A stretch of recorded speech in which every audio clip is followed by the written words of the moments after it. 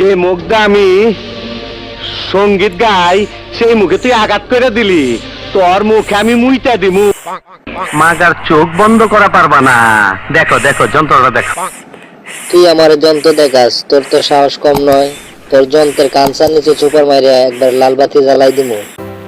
এইমাত্র যে কার্টুন ভিডিওটা দেখলেন, এটা আমার হাতে থাকা সাধারণ স্মার্টফোন দিয়ে তৈরি করা। আপনারা চাইলেও কিন্তু আপনার হাতে থাকা স্মার্টফোনটি দিয়ে এরকম কার্টুন ভিডিও তৈরি করে ফেসবুক এবং ইউটিউবে আপলোড করে মাসে লক্ষ টাকা পর্যন্ত ইনকাম করতে পারেন। আর কিভাবে কার্টুন ভিডিও তৈরি করতে হয় আজকের ভিডিওতে সেই প্রসেসটি দেখাবো। মূল ভিডিওতে যাওয়ার পূর্বে মাস্ট বি আমার চ্যানেলটাকে সাবস্ক্রাইব করার রিকোয়েস্ট থাকবে। আপনারা দেখছেন টেক চ্যানেল। কার্টুন ভিডিও তৈরি করার জন্য আমাদের একটি অ্যাপসের প্রয়োজন হবে, আর সেটা হলো পল্টাগন স্টোরি। আমি প্লে স্টোরে চলে আসবো। প্লে স্টোরে এসে সার্চ বারে লিখব পল্টাগন স্টোরি, লিখে সার্চ করব। সার্চ করার পর আমাদের সামনে যে অ্যাপ্লিকেশনটা শো করবে, এটা আমি ইনস্টল করে নেব। অলরেডি আমি ইনস্টল করে রেখেছি, সো আপনারা এখান থেকে ইনস্টল করে নেবেন। যেহেতু আমি ইনস্টল করে রেখেছি, এখন আমি ওপেনে ক্লিক করব। ক্লিক করার পর এখান থেকে একটু লোড নেবে। আমরা অলরেডি অ্যাপটির ভিতরে প্রবেশ করে ফেললাম। এখন আমরা যদি কোনো ভিডিও মেক করতে চাই, তাহলে এখানে ক্রিয়েট ভিডিওতে ক্লিক করব। ক্লিক করার পর এখান থেকে আমাদেরকে কার্টুন ভিডিওটা তৈরি করতে হবে।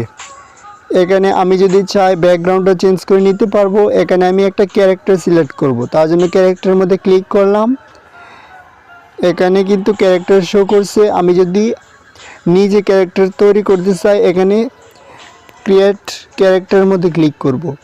ক্রিয়েট ক্যারেক্টারের মধ্যে ক্লিক করার পর এখানে আমাদের সামনে অনেকগুলো ক্যারেক্টার চলে আসবে।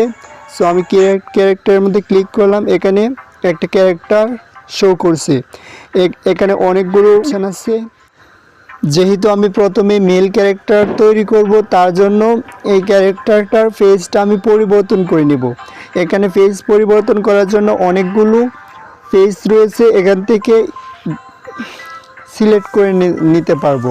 সিলেক্ট করা হয়ে গেলে এখানে এখন আমি ক্যারেক্টারটার একটি জুতো পরিয়ে নেব।